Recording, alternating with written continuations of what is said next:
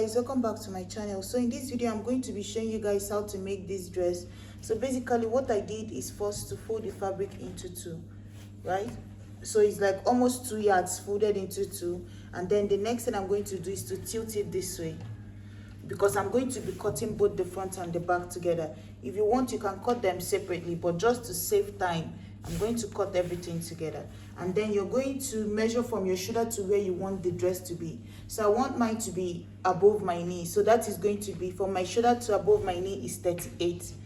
So what I'm going to do is this 38, you're going to measure the length you want the ruffle to be, right? So I want mine to be 12.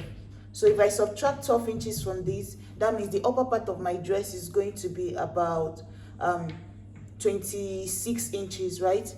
So 26 inches is going to be the length of the upper part. So what I'm going to do to that 26 inches, I'm going to add 1 inch to it, just for the seam allowance, right? So by seam allowance, I mean half an inch at the bottom, half an inch at the top. So what you're going to do is to go ahead and put your tape here and measure. So to that, if I add 1 to it, it's going to be 27, right? So I'm going to place my tape here and measure where 27 will fit for me, which is here. So on that line, I'm going to go ahead. You see, I measured it from the bottom part. I'm going to go ahead and rule a straight line across this way. So now this is going to be my dress. I'm going to go ahead and insert my measurements here. So guys, the next thing I'm going to do is just to go ahead and insert my measurements. So on this straight line, I'm going to go ahead and insert my shoulder divided by 2. Come down here, mark 1 inch of shoulder slope, mark my armhole. How you're going to calculate this length is basically your bust divided by 6 plus 1.5. Whatever you get, mark the line, bring it down here. Come in here, mark your bust divided by 4. Plus, you can go ahead and add half an inch of ease, or you can just go ahead and insert your seam allowance and don't add any ease at all. So you see, mine is exactly the width of the fabric. So I'm going to go ahead and give it a curve here. And then, but if yours, let's say yours stops somewhere here, all you have to do is just to blend it into the side like this. You see, but mine is exactly the angle of the cloth, so I don't need to do anything. So now let's deal with the neckline. So what you're going to do for the neckline is go ahead and mark at least 4 inches, and 4.5 is what I'm going to do for this neck part, because I'm going to have 1 inch of because normally my neckline would have been 3 inches, right? So I will need 1 inch for the strap coming in, the strap, the belt thing, and then half an inch of seam allowance. So I'm going to do 4.5, and then I'm going to do by 3 inches of neck depth. So bring it down this way, and then by this angle here, this point where the two of them meet, I'm going to connect it into the armhole. You can use your ruler, just connect it, blend it into this like this, just so you can get your the halter neckline that we're looking for. So you see, the half an inch is what I'm going to use to turn over the facing in front. The 1 inch I added extra. So normally we would have done 3 inches of neck depth, right? Neck width, and then neck depth also 3 inches. That's your basic neckline. But like I said, I added 1 inch here just so that our strap will fit in there. Because if you take away your strap inside these 3 inches, it cannot work. So that's why I did. I think I should have even done like almost 5 inches. That way the strap will stay away a little bit from my neck, so it will not be so close to my neckline, because normally this 3 inches is already somewhere close to your neck. Like our normal 3 by 3 neckline is already close to your neck. So this part that I left for the strap and the seam allowance, I'm thinking maybe I should have even done 5 inches instead of 4.5. So I'm going to increase it a little bit. So I've increased it now, it's 5 inches. So at this point where that 5 inches meets the 3 inches of depth, I'm going to just connect it into this part here. So because I don't want the strap too close to my neck, so just so with this space now, I know that my strap can fit in on this side, and then the half an inch I need for the facing of this part here would also fit in. So now all you have to do is just to go ahead and cut. So I'm going to go from this point now. You just go from this part here, cut into this armhole, and then cut down all the way. And then the next thing you're going to do also is from this point here, this first line that we marked, you're going to also measure that 27, because the length we need is 27. That's after we subtracted, we had 26, but I made it 27 because I added 1 inch. So that 27, just so that the length is all the way around to this end, I'm also going to mark it on this point here, 27, just like that.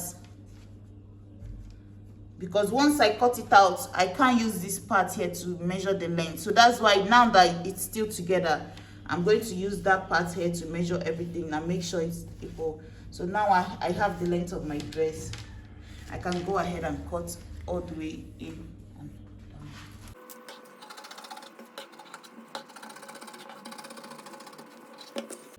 So guys, you see I've cut it out. So basically from this part here, you see what I cut out. So I didn't cut from this upper part because this is part of your neck, right? So your length is going to start here after the 3 inches of neck depth, and then you're going to cut into this part. So now I'm going to remove one because the back panel, I'm going to be cutting off more from it. So from this back panel now, what I'm going to do is fold it into 2 and remove this upper part. So you see, I'm going to fold it into 2 and cut off this angled thing here, this halter neck part. I'm going to remove it because the back is going to have elastic. So let's go ahead and cut this part off. You see, if you're checking how I cut it, you see that I cut it exactly from where the armhole is. So it's now maintaining a straight line across. You understand? So let me open it so you see. You see? So it's now looking straight all the way to this part. So you're basically going to fold it away from where the armhole cuts off, is where you're going to fold it. And then now the next thing I'm going to do is to add elastic casing to it, right? And guys, another thing is that if you look at this now, you see that my angle is not that much. But if you want yours more free, when folding it, move it a little bit more, right? So if you want yours more free at the end, I don't want mine to be so free. So if you want yours that loose at the end, like how their own is, always tilt your angle even more. Like when you fold your fabric, cross over even more. Not like how mine is. Mine is almost looking straight. So now the next thing I'm going to do is to cut out the ruffle for the end. And like I said, my ruffle is going to be 12 inches of length. So that 12 inches now, what I'm going to add to it is 1.5. 1.5 because I need 1 inch to fold the edge and half an inch to join it to the bottom of this here. So how you're going to calculate what you will need is basically you're going to measure the opening you have here, both in front and the back, round the opening, and whatever you get, multiply it by 2.5. That's what you're going to use as the width of the fabric. So let's say you got 40 or 50 here. That's measure from this round all the way to the end and come back to where you started. Whatever you get, let's say it's 50, multiply that 50 by 2.5. That will be the width of the fabric that you're going to gather at the end or pleat at the end, depending on what you decide on. So let me go ahead and cut mine out now. So guys, I've gone ahead and cut out what I'm using for the end. That's the ruffled part. So you see, this is it here, and I folded the edge. So this is the part I'm going to be attaching to the bottom of the dress. So let me set it aside. So moving back to the dress, so this is what I have here. You can use your fabric to cut out the facing. So basically I used lining for mine. So once I remove this pin here, this is what I have. So let me open it up. So this is the front panel. So guys, before you join it, if you feel like yours might gape, like for a busty person, you might want to give it a dart by the side, or you can just leave it the way it is, and then when you're done, if it's still gaping, you can then add the dart. So now the next thing is going to be, you see what I cut out here. You see I just stopped at least about 4 inches into this armhole. That's where my dart stopped. And then for the belt, what I cut is basically, when the fabric is open, it should be about 3 inches, so that when you fold it into 2, you use half an inch on both sides to fold the edge, and then you'll be left with 1 inch of width for the belt. Because remember, the space we left for the side here, it's 1 inch. So now I'm going to insert this. So you put one here on this edge here, put the other one here, but making sure you have about 1 inch and half an inch by the sides. This half an inch by the side is what you're going to use to sew the lining. So I'm going to bring it inside and make sure that I still have half an inch on, like, by the side. So let me pin this belt down. You see, this is the right side of my fabric. So now the next thing is to take my lining and then place it on top. So this here, the way it is now, all I have to do is just start from this side, 1/2 inch, sew it down all the way to this top, 1/2 inch, like this. And then coming to the top here, I'm going to use 1/2 inch to join it straight across. Come back in here again, use 1/2 inch to join it to this side. You understand? So once that is done, I'm going to flip it inside out. And then maybe if you want, you can use the glue thing to iron it down, or you can just leave it the way it is, because once you close up the seam, it's not going to be coming out. Like the lining will not be coming out. But if you have the glue, you can just use it, use it to iron it down on the wrong side. That's when you flipped it over. And then for the back, what you're going to do is you cut out a piece that you're going to use for the casing.